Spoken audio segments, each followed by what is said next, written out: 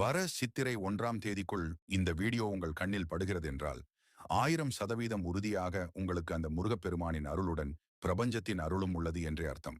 எந்தவித சந்தேகங்களும் இல்லாமல் உங்களிடத்தில் முருகன் கூற வருவதை கடைசி வரை பாருங்கள்.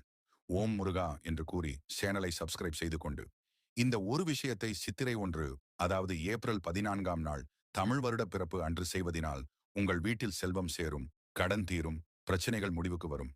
பூஜை அறையில் ஒரு பெரிய தாம்பாளத்தில் ஒரு புதிய கண்ணாடி, முக்கணிகளான மா, பலா, வாழை, இதனுடன் உங்களுக்கு பிடித்த பழங்களை வைத்து அதில் ரூபாய் 5 முதல் ரூபாய் 500 வரை உங்களால் முடிந்ததை வையுங்கள்.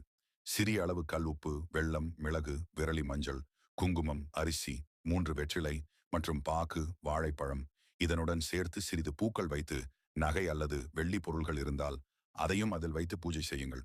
நகை ஒரு குண்டுமணியாக இருந்தாலும் பரவாயில்லை, அதை வையுங்கள். இதை சித்திரை முதல் நாள் இரவு வைக்க வேண்டும்.